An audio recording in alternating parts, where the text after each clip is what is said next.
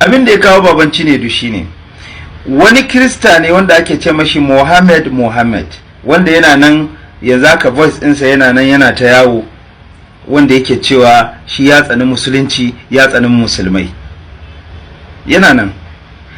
So shine wani bidiyo yake cewa ku musulmi annabi Isa alaihi salatu wassalam da kuke magana a cikin alkur'anin ku kuke girmamawa, mu fa ba shi bane Jesus din da yake cikin Bible din mu ba. Allahu alam, wani daga cikin musulmi ne ya mishi wata magana ya ji haushi ya zo yayi wannan maganar, menene ya faru mu dai ba mu sani ba. Amma dai abinda na fahimta shine hujjoji da ake bashi na comparison da ake tsakanin alkur'ani da Bible, da hujjojin da ake kafa masa cewa Jesus din da suke magana a Bible ba Kirista bane, bai taba cewa shi Kirista bane, babu sunan Kiristanci a Bible. Kuma maganganu da yawa na cikin Bible ba maganar Allah bane, ba ma maganar Jesus bane, da sauran abubuwa da ake kawo mashi hujja a kafa mashi alkur'ani, a kafa mashi a cikin Bible da cewa annabi Isa ba dan Allah bane, ba kuma Allah bane, saboda ba zai iya da bankin wannan maganar ba. Shi sa sai ya ga to me ma zai yi, kawai to bari ya ce kai ku fa annabi Isa da kuke nufi daban, mu Jesus din mu daban. So ya zo wannan bidiyon ya faɗi wasu maganganun wasu marasa daɗi. Shikenan sai baban Cinedu sai ya ɗauki wannan bidiyon sai ya zo sai ya maida masa da martani na ilimi, martani na hankali, martani na sanin ya kamata.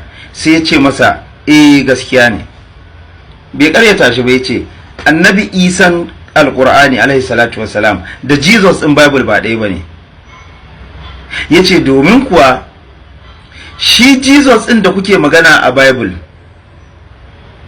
an faɗi wasu maganganu na zargi, ina ganin ya kawo maganan tsinuwa a cikin Bible akan shi wannan Jesus ɗin. Ya ce muku annabi Isanmu na alkur'ani manzo ne, annabi ne mai daraja, mai albarka, wanda Allah subhanahu wata'ala ya masa baiwa, ya masa kaza, duk dai ya kawo. Yace kuma ba shi da tsinuwa akan shi, ba shi da wani zargi a kansa, sabanin naku da yake cikin Bible ɗinku. Kuma mu namu na alkur'ani ba dan Allah bane, bai kuma taba cewa shi dan Allah bane, dan haka ba abin bauta bane. Ya kawo maganganu. To da ya kawo wannan sai kuma ya kawo cewa ku sani shi kanshi wannan Bible din na hannunku ba maganar Allah bane. Ga lokacin da aka zauna aka tsara wannan Bible din ba maganar annabi Isa bane. Ga lokacin da aka yi, ga yanda aka yi, an tsara shi ne dan ya tafi daidai da wata manufa da wasu, ko kuma dan ya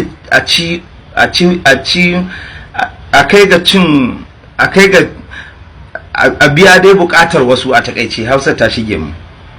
Sai ya ce musu, ya jefa musu kalubale, ya ce amma in kun ce abin da na faɗa ƙarya ne, to ku taho ku zo mu zauna mu yi debate, ko kuma ku kai ni kotu, sai a zo a tsiye ni, sai in kawo muku hujjoji. Ka ji fa abin da baban Cinedu kenan yayi. Shikenan kawai daga yin haka wayannan bayan Allah da suka ga babu yanda za su yi su ƙaryata abin da baban Cinedu ya faɗa,